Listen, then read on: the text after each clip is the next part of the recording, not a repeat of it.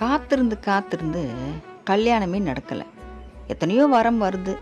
வரமெல்லாம் ஒன்றுமே வந்து சேர மாட்டேன்னுது. இன்னமும் காத்துட்டு தான் இருக்கும். எப்போ தான் கல்யாணம் நடக்கும்னு நம்ம முருகரை நினச்சி வருத்தப்படுறதும் உண்டு. நிறைய பேர் வந்து இன்றைக்கி திருமணம் ஆகாத பிரச்சனை நிறைய பேருக்கு இருக்குது.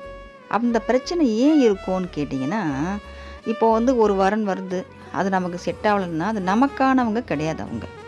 நமக்கானவங்க தான் நம்ம சேருவாங்க இல்லைங்களா? நமக்கானவங்க இல்லைன்னா அது எத்தனை வரம் வந்தாலும் அது நம்ம சேராது. நமக்கானவங்க வர வரைக்கும் நம்ம காத்துட்டு தான் இருந்தாகணும்.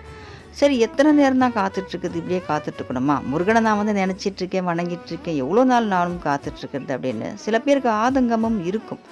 ஆனால் ஒரு விஷயம் நம்ம நல்லா யோசிச்சுக்கணும்.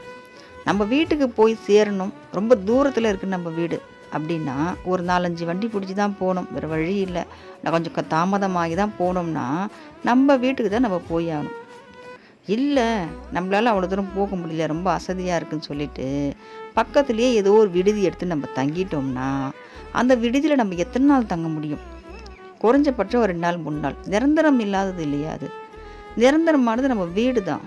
அதே மாதிரி தான் நமக்கு நிரந்தரமானவங்க நமக்கானவங்க தான். கல்யாணம் சீக்கிரமாக ஆகணும்னு சொல்லிட்டு யாரோ ஒருத்தர் கிடைக்கிறாங்க, ஏதோ ஒரு பண்ணுறாங்க சொல்லிட்டு நம்ம கடவுள் சேர்த்து வச்சுட்டாருன்னா நிறைய பேரோட வாழ்க்கையில் பாருங்கள், அவசரப்பட்டு ஏதோ ஒன்று பண்ணிப்பாங்க. அப்புறமா அந்த வாழ்க்கை சரியாக இருக்காது. 2வது திருமணமோ இல்லை 2வது ஒரு நபர்கள் அவங்களால ஒரு நிம்மதி கிடைக்கிற மாதிரி இருக்கும். அது மாதிரி சில பேருடைய வாழ்க்கையில் இருக்குது. தாமதம் ஆகிறதும் நல்லது தான், சீக்கிரமாக முடிகிறதும் நல்லது தான். அதெல்லாம் ஒருத்தவங்களோட பிரார்த்தம். அந்த பிரார்த்தம் எப்போ அவங்களுக்கு தலையெழுத்து எழுதப்பட்டிருக்கோ அப்போ தான் நடக்கும். முருகனால் சீக்கிரமாக நடக்கிறதும் உண்டு. ஆனால் முருகன் வந்து அப்படி எடுத்த உடனே எல்லாருக்கும் அதை கொடுத்துட மாட்டார். நல்லதாக பார்த்து தான் கொடுப்பார். தன் குழந்தைங்களுக்கு, பக்தர்களுக்கு ஏதோ ஒன்று கொடுத்துட்டு நாளளவில் அவங்க நாளைக்கு கஷ்டப்பட்டு மன வருத்தப்பட்டு நிற்கிற மாதிரி நம்ம முருகர் செய்ய மாட்டார். அவசரப்பட்டு ஒரு வாழ்க்கையை கொடுத்துட்டு அந்த வாழ்க்கை நிம்மதி இல்லைன்னா எவ்வளோ கஷ்டமாக இருக்கும் நமக்கு. அந்த மாதிரி நிச்சயமாக முருகர் செய்ய மாட்டார். கொஞ்சம் தாமதமானாலும் அது 2-3 வண்டி மாறி நம்ம வீட்டுக்கு போகிற மாதிரி இருந்தாலும் அது நம்ம வீட்டுக்கு வந்தால் தான் நமக்கு நிம்மதியாக இருக்கும். அது எவ்வளோ பெரிய மாளிகையில் கூட நம்ம தங்கலாம். நம்ம வீடு குடிசையாக இருந்தாலும் நம்ம வீட்டுக்கு வந்து தங்கும் போது தான் நமக்கு அது நிம்மதி கிடைக்கும். அது மாதிரி நமக்கானவங்க, நம்ம அன்பை புரிஞ்சவங்க நிச்சயமாக முருகர் கொடுப்பாரு.